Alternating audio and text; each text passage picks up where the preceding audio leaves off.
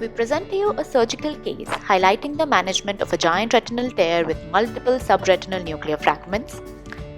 This is the story of a middle-aged man who had undergone an eventful cataract surgery with dropped nuclear matter in the vitreous cavity. His intraocular lens, however, was implanted and an attempt was made at vitrectomy using a single port, the details of which were not available to us. Upon examination, we found a giant retinal tear of almost 160 degree inferiorly with proliferative vitreoretinopathy changes and a dropped nucleus seen inferiorly. We took him for a vitreoretinal surgery the very next day. Upon performing anterior and core vitrectomy, this is how the retina appeared to us. However, the nucleus which we had seen preoperatively was just not to be found. We looked and prodded but couldn't find it. We decided to now inject PFCL at this point, and there it is, the nucleus playing peekaboo with us from subretinal space. We injected even more PFCL and employed the use of suction of the vitrectomy cutter to bring it from the subretinal space into the intravitreal space.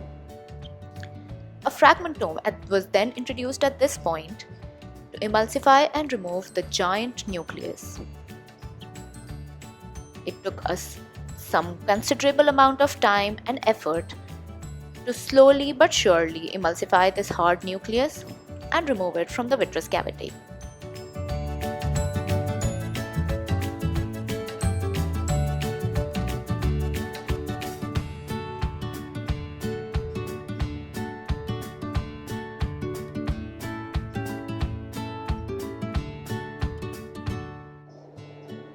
The fragmentome port was then sutured and vitrectomy continued. An extensive peripheral shape vitrectomy was done, ensuring that no residual vitreous remained in the vitreous cavity. Small nuclear fragments which still remained were taken away using a vitrectomy cutter. Further vitrectomy with indentation to ensure no residual vitreous again. Upon injecting more PFCL, we now realized that there were small nuclear fragments still present subretinally. Our option at this time was to either extend our retinectomy in order to remove these particles, however that would have been traumatic.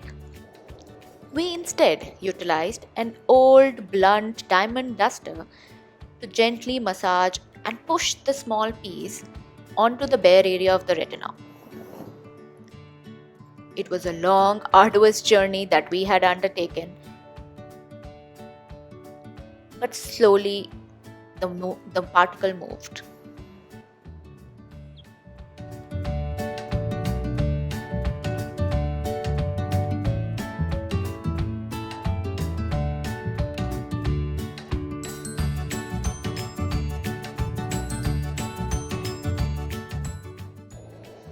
We finally had a particle in the intravitreal space,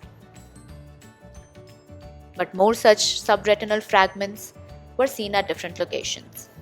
The same technique of gently massaging and shifting and bringing the particle into the bare area of retina was employed again.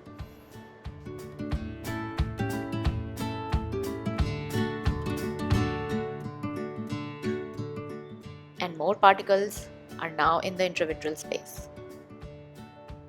They were removed with the help of the cutter itself.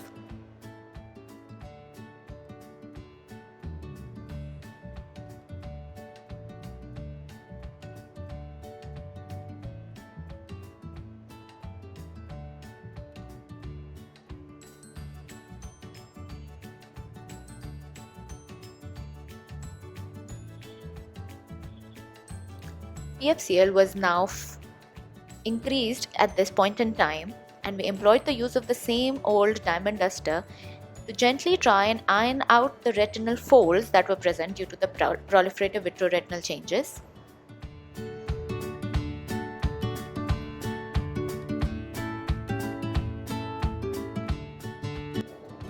The anterior flap of the giant retinal tear was removed at this time, as is our conventional management technique.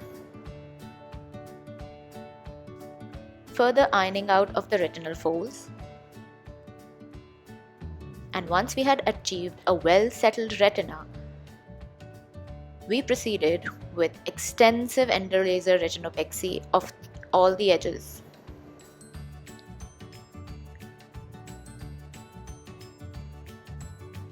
A good 8 to 10 rows of laser was done at the edges and around the breaks.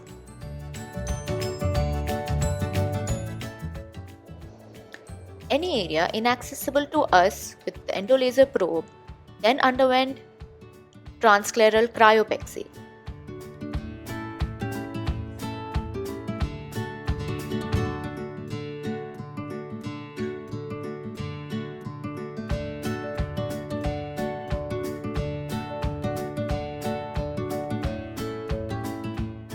Once our retina was sufficiently sealed, we then proceeded with a direct PFCL silicone oil exchange.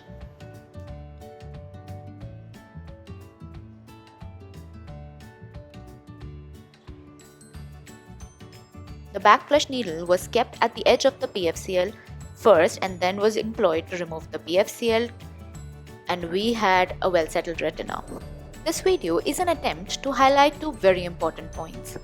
The first one is to our anterior segment surgeons to do not attempt a pars plana removal of nuclear matter in such unfortunate cases, or lest you'll end up with a giant retinal tear yourself. The other point is the use of a different technique of management of small subretinal nuclear fragments which were present in an atraumatic way in order to not compromise the functional and anatomical results. Thank you.